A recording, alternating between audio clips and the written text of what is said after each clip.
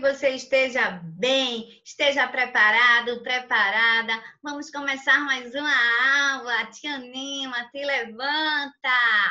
Meus amores, minhas amoras, vamos dar continuidade. Presta atenção, anota os pontos principais.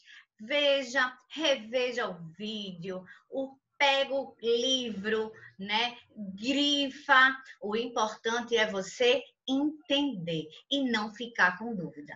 E aí, vou tentar explicar e a gente vai aprendendo junto, construindo junto.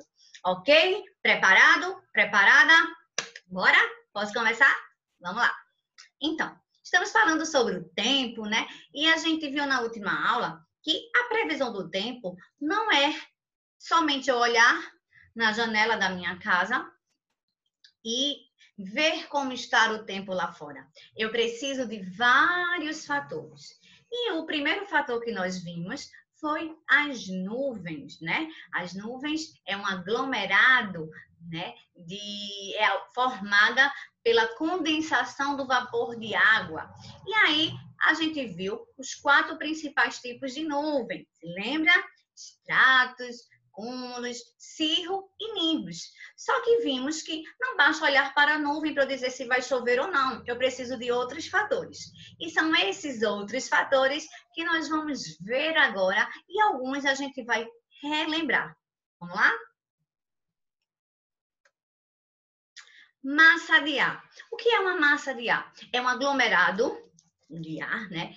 Em determinadas condições de temperatura, umidade e pressão.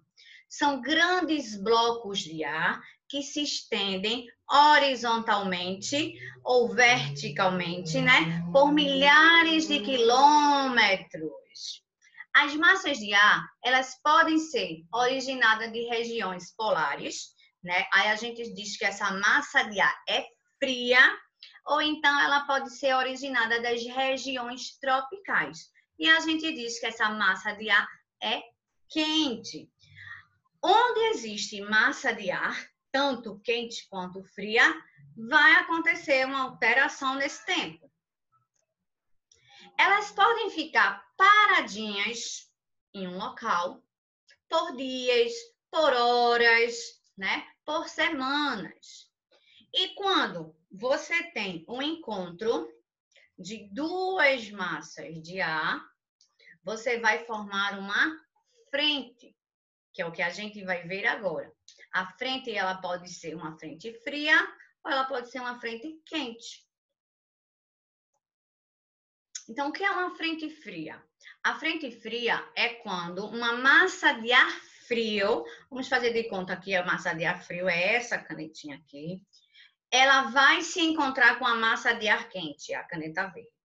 Então, essa massa de ar frio, ela chega próxima à massa de ar quente e ela sai daí, empurra.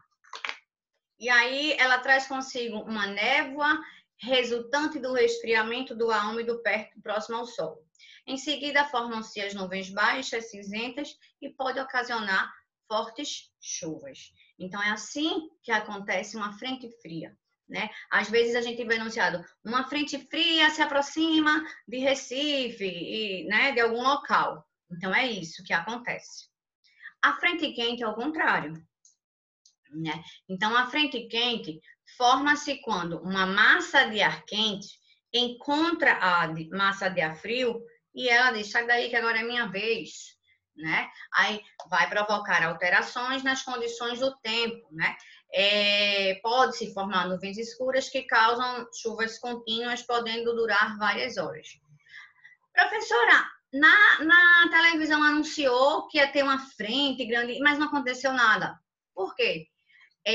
Essa frente, essa massa de ar quente ou fria, como eu falei, ela pode ficar parada, ela pode ficar estacionada ou ela pode se deslocar.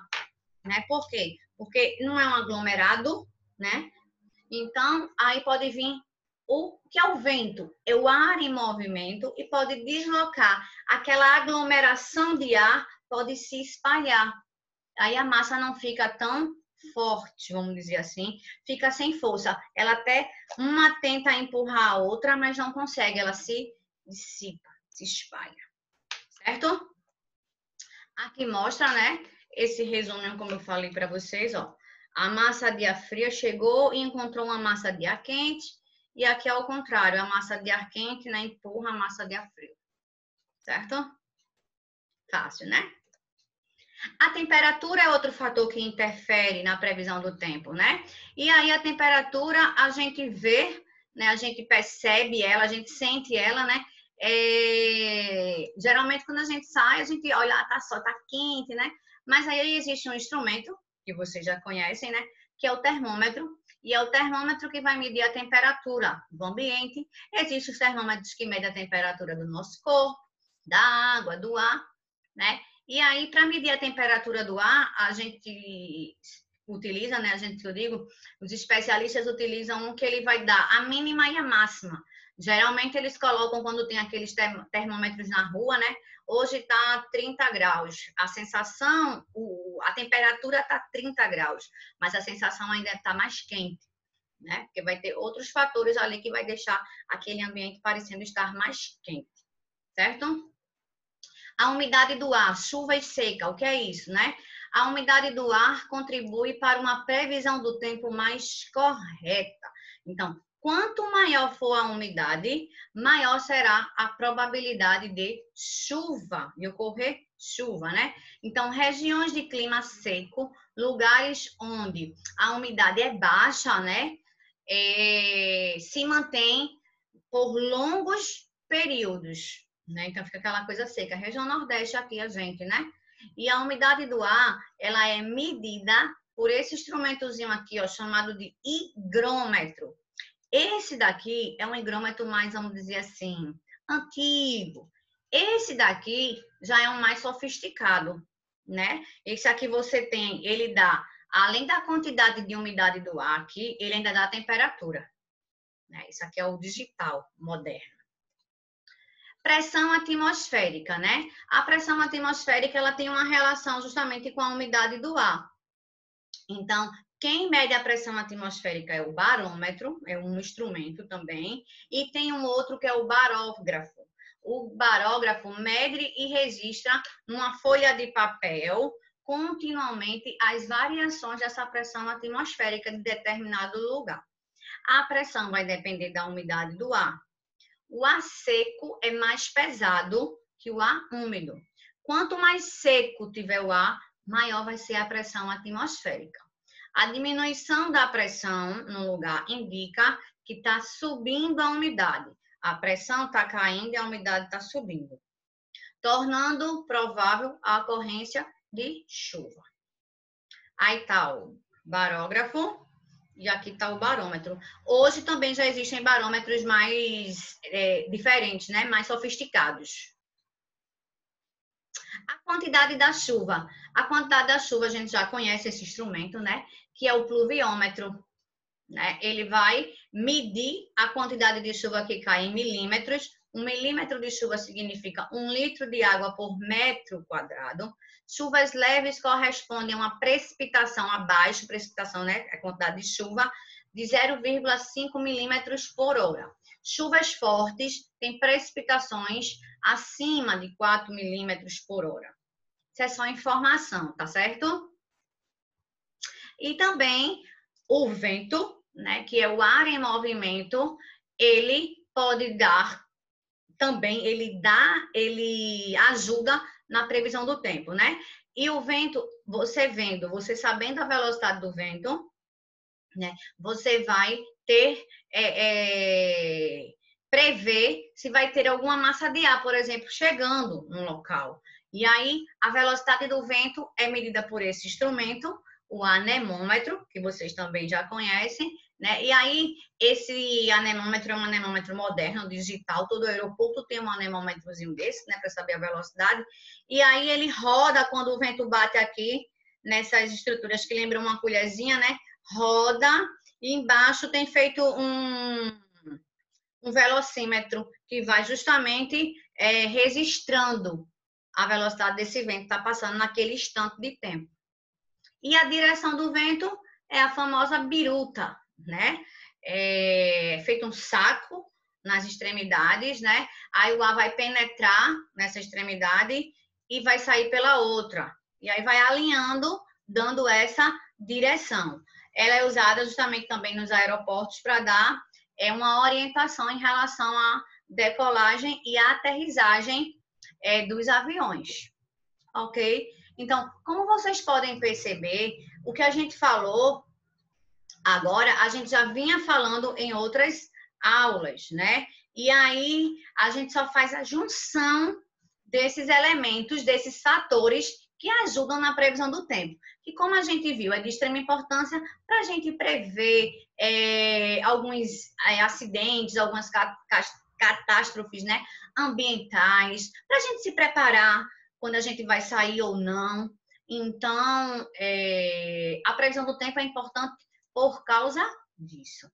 Aí, depois, vocês vão dar um print nessa tela, vocês vão copiar, fazer um mapa, né? Aí é um mapa conceitual, você pode fazer o seu, se você achar melhor de outra forma. Aqui é um resumo de tudo isso que a gente viu em relação do tempo, né? Que o tempo é uma condição atmosférica passageira, né? Diferente de clima, que é uma condição atmosférica frequente. É aquela diferença que eu falei para vocês. Tempo é o que está acontecendo no momento, em determinado momento que eu perguntar, determinado mês. Clima é o que acontece num tempo maior, no intervalo, né? Ou seja, o que mais acontece naquele local, por exemplo, durante o ano todo. E aí, estudar o tempo, né? É estudado pela meteorologia, né? Que é a ciência que vai estudar tudo relacionado ao tempo. E aí vai haver alguns fatores, que foram esses que a gente viu, né? Que vai interferir na previsão do tempo. Quais são esses fatores? Tudo isso aqui. Nuvens, massa de ar, frente fria e frente quente, a temperatura, a umidade, a pressão, velocidade e direção dos ventos. Nuvem, nós vimos 4 tipos que tem. Massa de ar frio e quente. Essa massa de ar pode formar também as frentes. A temperatura, o termômetro vai me dizer a máxima e a mínima. Umidade do ar e pressão caminham, né, em parceria, e quanto maior a umidade, maior a probabilidade de chuva. E velocidade e direção do vento, que é o ar em movimento. Ok? Então, espero que tenham gostado, que tenham entendido. Vamos agora responder os exercícios e tirar as possíveis dúvidas. Obrigada pela atenção. Um grande beijo e até a próxima. Tchau, tchau.